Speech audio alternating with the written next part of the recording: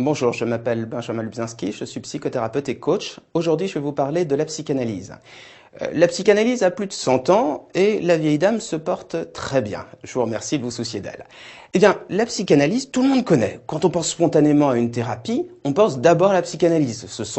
C'est l'image du divan, c'est l'image du psy barbu et silencieux qui va vous écouter. Tout le monde a entendu parler du conscient, de l'inconscient, du ça, du moi, du surmoi, du transfert. Il y a beaucoup de termes liés à la psychanalyse qu'on connaît. C'est le cabinet un petit peu mystérieux qui sent la naphtaline, où on va parler de son enfance, révéler ses secrets intimes, et au travers de la compréhension de son passé, eh bien, parvenir à ce qu'on appelle la catharsis, qui est une sorte de libération et de compréhension de soi qui aboutit à des changements. Alors, concrètement, comment se passe une psychanalyse? Quels sont les différents types de psychanalyse qui existent? Comment cela marche? Je vais vous l'expliquer aujourd'hui. Eh bien, lorsque vous consultez un psychanalyste pour la première fois, vous allez poser les bases de votre problème. Vous allez effectuer ce qu'on appelle l'anamnèse. C'est une récolte d'informations où on va essayer de comprendre quelles sont vos difficultés, on va poser les bases de votre problème et puis aussi parler de choses aussi concrètes que le tarif des séances, la durée de celles-ci et la fréquence. Ça, ce sont des choses très importantes. En fait, on se débarrasse en quelque sorte des problèmes matériels lors de cette première consultation. Ensuite, une fois que vous vous êtes lancé, au départ, vous allez avoir pas vraiment un dialogue, mais vous allez parler de vous avec votre psychanalyste, d'abord en face à face. Ensuite, lorsque vous vous sentirez à l'aise, vous allez pouvoir aller sur le divan, ce qui est une autre phase de l'analyse, où là, vous ne verrez plus votre psychanalyste qui restera derrière vous, mais vous allez pouvoir parler de votre enfance, parler de tout ce qui vous concerne en effectuant ce qu'on appelle le jeu des associations libres, c'est-à-dire en laissant votre esprit un peu fluctuer et aller de point en point d'une manière inconsciente. Et ça, c'est le gros avantage de la psychanalyse, c'est qu'elle permet de mieux comprendre son passé et de surtout en comprendre les ressorts inconscients, c'est-à-dire tout ce qui échappe à votre conscient. Et une fois que vous avez bien compris quelles ont été vos difficultés, il y a ce qu'on appelle la catharsis, c'est-à-dire des sortes de révélations sur soi-même. Alors maintenant, lorsque vous décidez de consulter un psychanalyste, vous avez le choix entre plusieurs types de psychanalystes. Vous avez ce qu'on appelle la psychanalyse freudienne.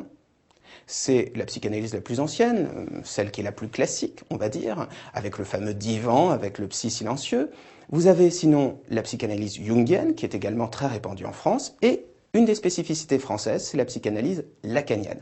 Dernier mode de thérapie qui existe, ce qu'on appelle la psychanalyse brève. Là où les psychanalyses vont durer entre, on va dire, 1 an, 2 ans, parfois même jusqu'à 10 ans, la psychanalyse brève se donne comme obligation d'être efficace sur 6 mois, 1 an, mais c'est une approche qui est différente. Alors, vous trouverez sur le site pratix.com d'autres vidéos vous expliquant tous les différents types d'analyses qui existent et également dans quelles conditions ça se passe. Vous les trouverez également sur le site psy-coach.fr.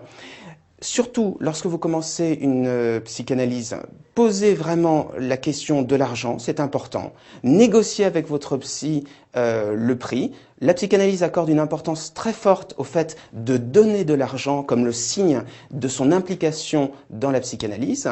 Est-ce que la psychanalyse est une thérapie? C'est une question qui mérite d'être posée. Les psychanalystes eux-mêmes ne se considèrent pas comme une thérapie. Ils considèrent qu'ils sont plutôt une voie d'analyse, de compréhension de la psyché humaine qui, à terme, permet le changement et des résultats, mais pas des résultats immédiats. Si vous cherchez à avoir des résultats sur un temps court, s'il est plus important pour vous de résoudre concrètement le problème sur l'instant plutôt que d'en trouver les causes profondes, il faut que vous vous dirigiez vers une thérapie. En revanche, si pour vous se connaître, découvrir ses secrets, comprendre son passé, l'analyser est très important. Si vous souhaitez vous changer en profondeur, la psychanalyse est tout à fait indiquée.